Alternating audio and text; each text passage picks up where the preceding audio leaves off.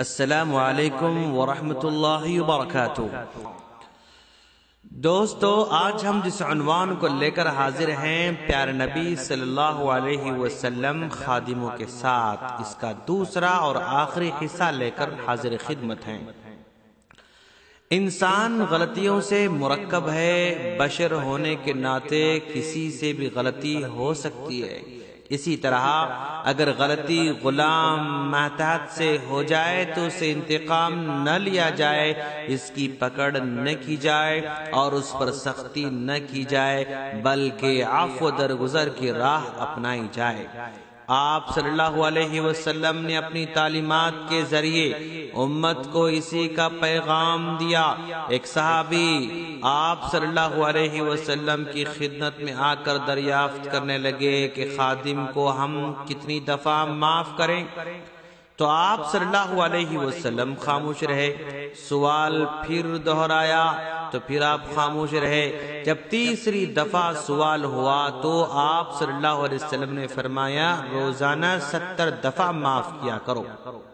یہ ابو داؤد کی روایت ہے۔ ماتحتوں کی غلطی پر پکڑ کرنے کے بجائے اس بات پر غور کرنے کی ضرورت ہے کہ اس سے کہیں زیادہ اللہ تعالی ہمیں سزا دینے پر قادر ہے۔ کوئی بھی انسان کسی کی خدمت کرتا ہے تو مخدوم خدمت کا صلہ تو حقیقی معنی میں دے نہیں سکتا ہے۔ قلیل معاوضہ خرچ خدمت کا صلہ ہرگز نہیں ہو سکتا ہے، تو کم از کم خادم کو دعاؤں سے نوازا جائے۔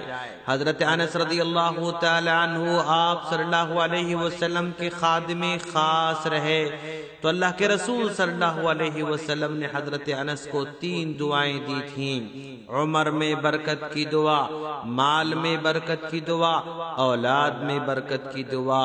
اس دعا کا اثر یہ ہوا کہ خود حضرت انس رضی اللہ تعالیٰ عنہ فرماتے ہیں کہ میں نے طویل عمر پائی، مال میں برکت یوں ہوئی کہ مدینے میں سب کے باغ سال میں 1 مرتبہ پھل دیتے تھے، تو میرے باغ میں سال میں 2 مرتبہ پھل ہوا کرتے تھے۔ اور اولاد میں یوں برکت ہوئی کہ آپ کی صلبی اولاد کی تعداد علامہ شمس الدین ذہبی کی صراحت کے مطابق 106 تک پہنچ گئی تھی۔ بعض دفعہ خدام سے گستاخی یا طبیعت کے خلاف کسی بات کے پیش آ جانے پر انسان تنبیہ کرنے کے بجائے بد دعا کا سہارا لیتا ہے۔ آپ صلی اللہ علیہ وسلم نے اس طرح بد دعا کرنے سے سختی سے منع فرمایا ہے۔ اپنے لیے بد دعا نہ کرو، نہ اپنی اولاد کے لیے بد دعا کرو، نہ اپنے خادم کے لیے بد دعا کرو، نہ ہی اپنے مال کے لیے بد دعا کرو۔ اگر قبولیت کی گھڑی موافق ہو جائے گی تو یہ بد دعا قبول ہو جائے گی۔ یہ ابو داؤد کی روایت ہے۔ حضرت انس رضی اللہ تعالیٰ عنہ نے آپ صلی اللہ علیہ وسلم کی خدمت میں ایک طویل عرصہ گزارا، اس کے باوجود آپ صلی اللہ علیہ وسلم نے کبھی ان پر ظلم زیادتی نہ کی، کبھی ان کے ساتھ ناروا سلوک نہ اپنایا۔ بزبان خود حضرت انس فرماتے ہیں کہ میں 10 سال تک آپ صلی اللہ علیہ وسلم کی خدمت کرتا رہا، قسم بخدا آپ صلی اللہ علیہ وسلم نے کبھی مجھے برا بھلا نہ کہا، نیز کبھی اف تک نہ کہا، اور کسی بھی چیز کے بارے میں سوال نہیں کیا کہ تم نے یہ کام کیوں نہ کیا یا یہ کام کیوں کیا۔ یہ مسند احمد کی روایت ہے۔ خادم کی گواہی مخدوم کے حق انتہائی معتبر ہوا کرتی ہے، کیونکہ خادم کو دوران خدمت سرد گرم حالات سے گزرنا پڑتا ہے، اس کے باوجود نرمی کی تصدیق قابل حیرت ہوا کرتی ہے۔ حضرت انس رضی اللہ تعالیٰ فرماتے ہیں کہ ایک دفعہ آپ صلی اللہ علیہ وسلم مجھے کسی ضرورت کے لیے بھیجا، میں نکلا تو بازار میں کھیلتے ہوئے بچوں کے ساتھ شامل ہو گیا۔ تھوڑی ہی دیر کے بعد کیا دیکھتا ہوں کہ آپ صلی اللہ علیہ وسلم نے پیچھے سے میرے گردن پکڑ کر فرمایا، اے انیس، ابھی تک تم نے وہ کام نہیں کیا۔ حضرت انس رضی اللہ تعالیٰ عنہ نے جواب دیا، ابھی جا کر آتا ہوں اللہ کے رسول۔ یہ مسلم کی روایت ہے۔ غور کیجئے دوستو، کیا آپ صلی اللہ علیہ وسلم کے حکم فرمانے کے باوجود حضرت انس کھیل میں مصروف ہو گئے؟ اتنی تاخیر ہو گئی کہ آپ صلی اللہ علیہ وسلم خود حضرت انس کو تلاش فرماتے ہوئے نکل پڑے۔ اس کے باوجود آپ صلی اللہ علیہ وسلم نے خادم پر کوئی نکیر نہ کی، خدمت میں کوتاہی پر کوئی حرف زنی نہ کی، بلکہ یا انیس کہہ کر مخاطب فرمایا۔ یہ انداز تخاطب انتہائی محبت سے بھرپور ہوا کرتا ہے۔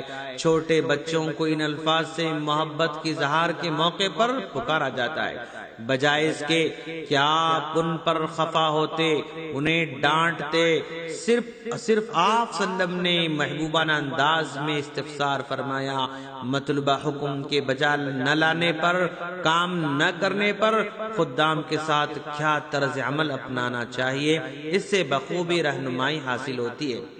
اسی طرح حضرت زید بن حارثہ رضی اللہ تعالیٰ عنہ جو حادثاتی طور پر غلام ہو گئے تھے اور غلامی کے ایام میں آپ صلی اللہ علیہ وسلم کی ملکیت میں آ گئے تھے۔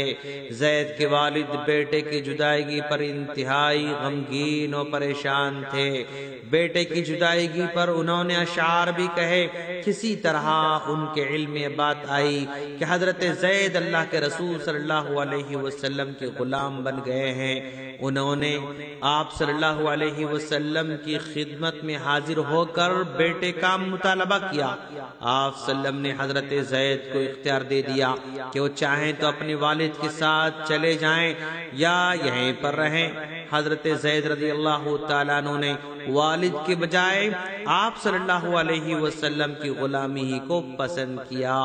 حقیقت یہ ہے کہ آپ صلی اللہ علیہ وسلم کے اخلاق سے حضرت زید اس قدر متاثر ہو گئے تھے کہ آزادی کے بجائے غلامی کو پسند فرمایا۔ والد کے بجائے، خاندان کے بجائے، قبیلے کے بجائے اللہ کے رسول کو ترجیح دی۔ یہ وہی رحیمانہ و کریمانہ پہلوؤں کے اثرات تھے جس کے سائے میں حضرت زید رضی اللہ تعالیٰ عنہ پروان چڑھے تھے، جسے کسی بھی قیمت پر انہوں نے چھوڑنا گوارا نہیں کیا۔ خلاصہ کلام یہ ہے کہ مختلف مواقع پر آپ صلی اللہ علیہ وسلم نے ماتحتوں کے ساتھ نرمی، محبت، الفت اور رحمت کے پہلو اپنانے کی تلقین کر رکھی ہے۔ آپ صلی اللہ علیہ وسلم نے ماتحتوں کے سلسلے میں اس پہلو کی بھی رعایت کی ہے کہ ان پر زائد بوجھ نہ ڈالا جائے، تحمل سے زائد کام نہ لیا جائے۔ اگر زائد کام لو تو ان کا ساتھ دے دیا کرو۔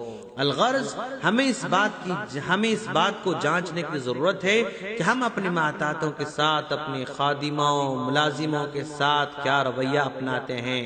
کہیں ہم انہیں بیجا تکلیف تو نہیں دے رہے ہیں، کہیں ماتحتوں کے ساتھ ہمارا رویہ سیرت نبوی کے مخالف تو نہیں ہے۔ جانچنے کے ساتھ ہمارے رویے میں تبدیلی کی ضرورت ہے۔ دوستو، سیرت رسول صلی اللہ علیہ وسلم کے مطابق طرز عمل اپنانے کی ضرورت ہے۔ اللہ ہم تمام کو عمل کی توفیق دے، آمین۔ السلام علیکم ورحمۃ اللہ وبرکاتہ۔